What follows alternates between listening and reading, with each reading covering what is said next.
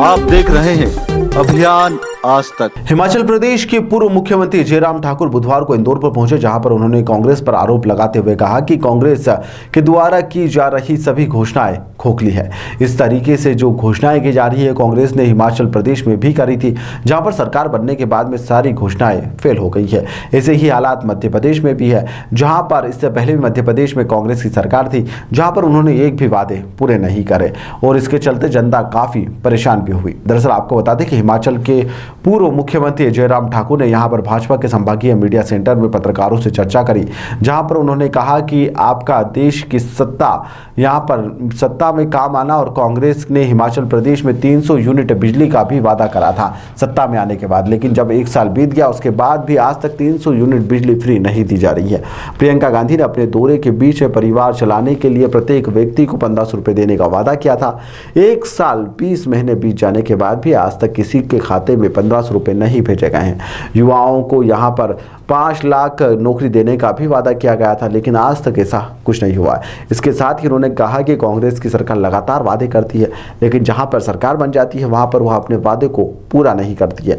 उन्होंने कहा कि मध्य प्रदेश में एक बार फिर से सीएम शिवराज सिंह चौहान की सरकार बनेगी और जो भी अभी तक योजनाएं चलाई जा रही है उन योजनाओं को अब मूर्त रूप पहले भी दिया गया है और आने वाले समय में भी दिया जाएगा। उन्होंने कहा कि हम बेरोजगारों को नौकरी देंगे। इसके साथ ही उन्होंने कहा कि अब लाडली बहना योजनाओं को लगातार उनके खाते में पैसा भी दिया जा रहा है। इसके साथ ही कई योजनाओं की भी उन्होंने बात करी और इसके साथ ही कांग्रेस पर जमकर निशाना भी साधा। लेकिन प्रमुख रूप से मैं ये कहना चाहूंगा कि चुनाव से पहले किस प्रकार की एक शब्द जो गारंटी के रूप में, जिसका जिक्र उन्होंने बहुत जोर से किया, उसके बारे में जरूर कहना चाहूंगा। 10 गारंटियां हिमाचल प्रदेश में कांग्रेस पार्टी ने सत्ता आने से पहले दी थी और उसमें मैं शुरुआत करना चाहूंगा। उसमें हमारे यहाँ प्रोजेक्टर के माध्यम से आपको जानकारियां भी हासिल होंगी। आपको स्लाइड गौरव गारंटी दी थी कि हिमाचल प्रदेश में हम सत्ता में आएंगे और पहली कैबिनेट की पहली बैठक में हम निर्णय लेंगे कि हिमाचल प्रदेश की सभी महिलाओं की जिनकी आयु 18 साल से ऊपर है, उन महिलाओं को 1500 रुपए उनके खाते में आने शुरू हो जाएंगे। ये गारंटी जिसका जिक्र उन्होंने बहुत ज्यादा किया, पूरे कांग्रेस पार्टी के कैडर को फॉर्म लेकर के गांव-गांव में वो फॉर्म भरने के लिए वहां पर भेजा गया कि फॉर्म जो भरेगा उसको पहले लगेगी। लेकिन मित्रों, आज हिमाचल प्रदेश में कांग्रेस की सरकार का 1 साल का कार्यकाल लगभग पूरा होने वाला है। 10 तारीख को 11 महीने हो जाएंगे। एक भी परिवार को 1500 रुपए उनके महिलाओं के खाते में नहीं आए, यानी कि झूठ का पहला सबूत मैं आप सबके सामने दे रहा हूं। अगर उसमें मैं समझता हूं कि जो स्लाइड हमारे सामने है जिसमें मैं कांग्रेस के नेताओं के कुछ के चेहरे आप देख सकते हैं, मैं चाहूंगा कि अगर आप इसमें ये छत्तीसगढ़ के मुख्यमंत्री से ही शुरू करें। अगर इस पे आप देखें जरा उन्होंने क्या बोला।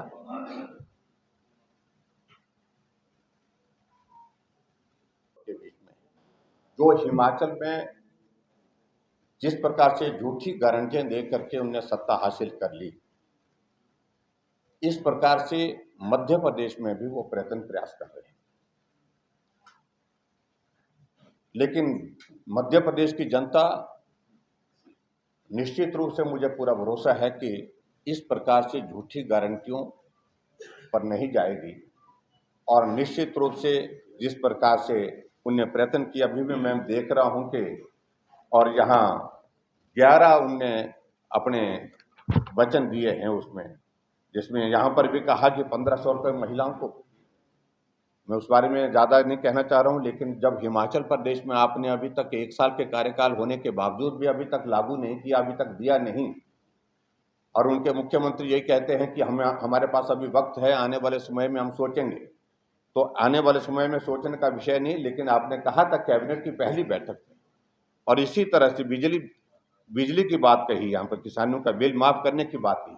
क्या इससे पहले जो पिछली बार जब जहाँ पर 2018 में जब चुनाव हुआ था, उस वक्त जो वादे किए थे कांग्रेस पार्टी ने, और 15 महीने तक यहाँ पर मध्य प्रदेश में सरकार में सत्ता में रहने का उनको अवसर प्राप्त हुआ, लेकिन उसके बावजूद भी क्या उन्हें वादे पूरे किए? क्या उन्हें जो कमिटमेंट्स की थी, जो किसानों का ऋण माफ करने की बात कही थी, क्या वो ऋण माफ किए?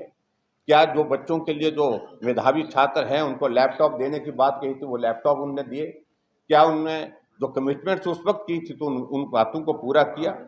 और उसी प्रकार से जो 11 कमिटमेंट्स यहाँ पर उन्होंने की हैं, मैं ये मानता हूँ कि उसी तरह का प्रयत्न है जिस प्रकार से हिमाचल प्रदेश में गुमराह करने का उन्होंने लोगों को प्रयत्न किया है, प्रयास किया है, उसी तर्ज पर यहाँ पर मध्य प्रदेश में भी लोगों को गुमराह करने की कोशिश कर रहे हैं।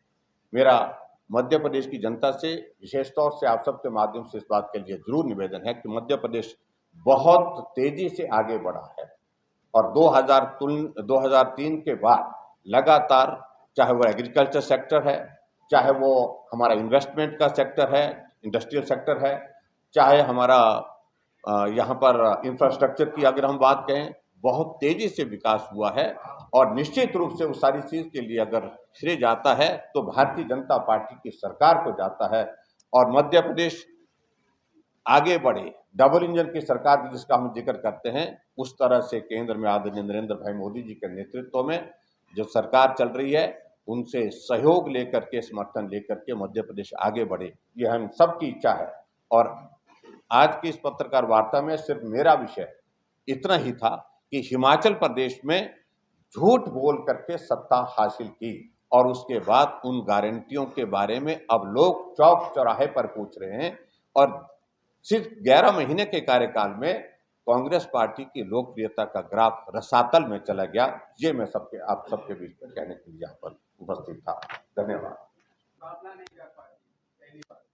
दूसरी बात, आपने ओल्ड पेंशन स्कीम का वो हर जगह गारंटी दे रहा हम ओल्ड पेंशन स्कीम लागू करेंगे, उसका अर्थव्यवस्था में कितना भार पड़ता है ये आप ही जानते हैं। तो क्या ये व्यवहारिक रूप से संभव है ओल्ड पेंशन स्कीम लागू करना?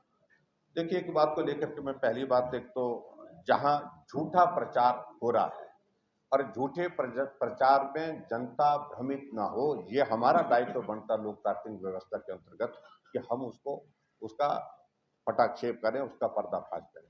और उसी दृष्टि से मैं आप सबके बीच में यहाँ पर हूँ कि हिमाचल प्रदेश में उन्होंने झूठ बोला, और मैं सिर्फ उसी बात को लेकर के आप सबके बीच में बात करने के लिए आया हूँ। और झूठ की हकीकत यह है कि 1 साल बीतने के बावजूद भी कुछ नहीं हुआ।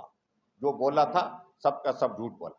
दूसरा पार्ट आपका जो ओपीएस से संबंधित है, और उस पर भी मैं आप सबके बीच में ये कहना चाहूंगा, अभी तक ओपीएस के सिलसिले में हिमाचल प्रदेश में ऑप्शंस मांगे जा रहे हैं, और जो पैसा कटता है, जो पीएफआरडीए में जाता है, उस पैसे को वो क्लेम कर रहे हैं कि ये पैसा जो है वो प्रदेश सरकार को वापस दिया जाए। जो पीएफआरडीए ने बड़ा स्पष्ट कहा है कि ये पैसा स्टेट गवर्नमेंट को नहीं दिया जा सकता है, ये इंडिविजुअल उस कर्मचारी का पैसा है, उसी को जाएगा।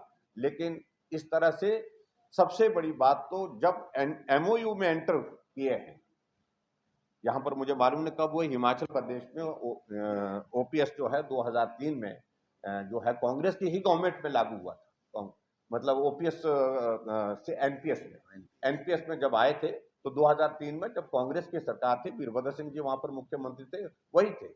जब एक बार आप एमओयू में केंद्र सरकार के साथ एंटर कर चुके हैं तो आपकी कमिटमेंट है, और जो पैसा जो वापिस मांग रहे हैं वो मार्केट में अलग टर्म्स एंड कंडीशन के साथ इन्वेस्ट किया हुआ होता है, या फिर आरडीए का मानना ये है। तो ऐसे में मुझे सिर्फ यही कहना है कि उसका जो फाइनेंशियल इम्पैक्ट जो आएगा वो बहुत ज़्यादा आएगा, और ऐसे में डेवलपमेंट के काम प्रभावित निश्चित रूप से होंगे।